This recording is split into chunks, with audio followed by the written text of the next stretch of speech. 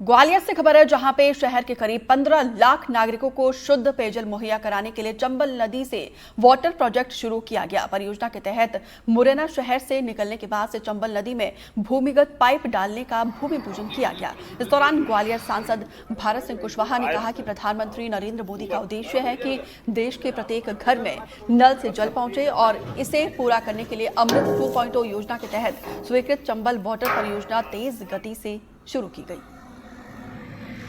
Project 2 जिलों के महानगरों की प्यास बुझाने वाला प्रोजेक्ट है, ग्वालियर और मुरैना।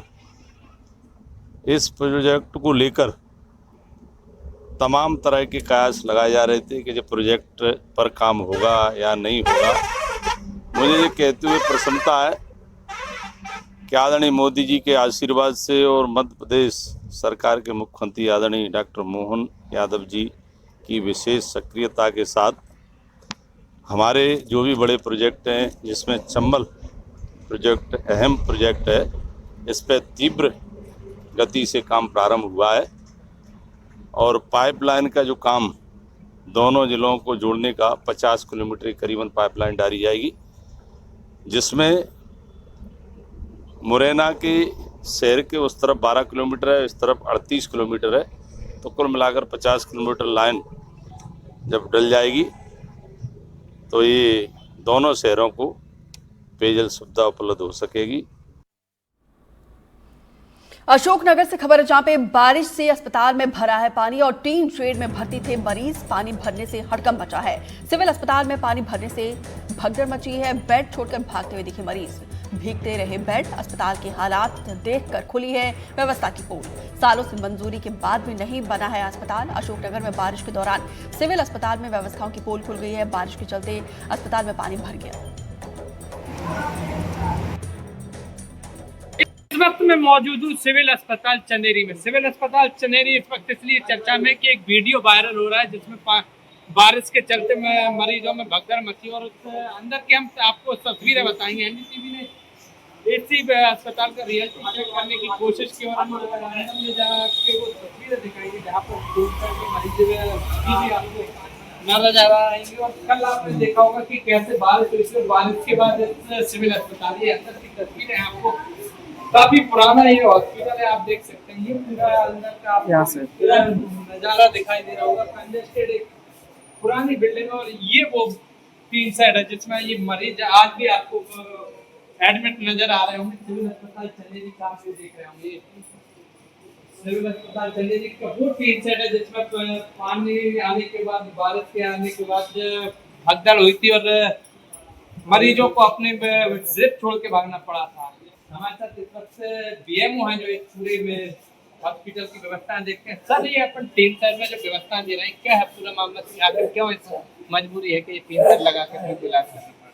हमारा सिविल हॉस्पिटल चंदेरी काफ़ी पुराना बना हुआ है और ये 25 बिस्तरी अस्पताल है। और अभी गर्मी के सीज़न में या बारिश के सीज़न में मरीजों की संख्या बढ़ जाती है, तो हमारे यहाँ प्रतिदिन की ओपीडी 400 साढ़े 400 के करीब होती है और भर्ती मरीजों की संख्या 50-60 तक भी पहुँच जाती है। इसलिए हम लोगों ने ये हमारा वेटिंग एरिया जो टीन शेड था, इसमें 10 एक्स्ट्रा पलंग लगवा दिए थे ताकि मरीजों को ज़मीन में न सोना पड़े, इसलिए उसकी व्यवस्था की थी। क्योंकि इसमें ऊपर से खुला हुआ है तो बारिश के समय इसमें दीवारों से रिसाव हो जाता है, उस कारण थोड़ा मरीजों को परेशानी का सामना करना पड़ता है। कल की तस्वीरें बड़ी वायरल हो रही है, पूरे देश में इस चंदेरी हॉस्पिटल की चर्चा है, तो वो मरीजों में अफरा तफरी का माहौल बना था। कैसे पूरे आपने कंट्रोल किया और क्या हालात होने? नहीं, मैं यहीं पर था, अपना मरीज कोई भागा हुआ नहीं था। मैं जैसे ही पानी का रिसाव हुआ तो मरीजों को हम लोग 2-3 वो मरीज थे, उनको हमने जो वार्डों में पलंग खाली पड़े हुए थे उसमें शिफ्ट कर दिया था। तो ये थे हमारे साथ चंदेरी के पीएम। आप ये पूरे 3 साइड को देख रहे होंगे। 3 साइड की इसलिए चर्चा की, कल जो तस्वीरें वायरल हुई थी उसमें अफरा तफरी का माहौल नजर आ रहा था। और लेकिन बीएमओ की बात माने तो सब व्यवस्था के तौर पर 3 साइड लगाया गया और कल भी जो व्यवस्था भगदड़ की बात तो वो कहते नहीं आ रहा है, लेकिन व्यवस्था बनाने की बात अवश्य कहते नजर आ रहा है। लेकिन सबसे बड़ी चौंकाने वाली बात है कि बरसों से स्वीकृत नवीन भवन का स्थल चयन नहीं किया जा रहा है और जिसके चलते मजबूरी बस 3 सेट में सिविल हॉस्पिटल की कुछ 10 बेड लगा के मरीजों का इलाज किया जा रहा है। एनडीटीवी ने पहले भी इस टीन सेट से तस्वीरें दिखाई थी जब चिलचिलाती धूप में इस टीन सेट के नीचे मरीजों का इलाज किया जा रहा था, और कल बारिश आने के बाद जब इस टीन सेट में मरीजों में भगदड़ मची थी, ड्रिप छोड़ के मरीजों को जाना पड़ा था, तो कहीं ना कहीं बड़ा सवाल स्वास्थ्य विभाग के और जिम्मेदार अधिकारियों की कार्य प्रणाली पे खड़ा हुआ था कि आखिर वर्षों से जब नवीन भवन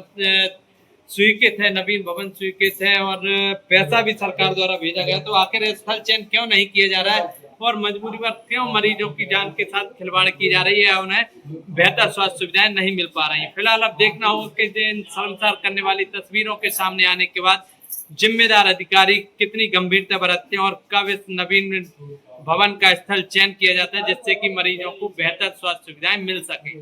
स्वदेश शर्मा, एनडीटीवी, अशोक।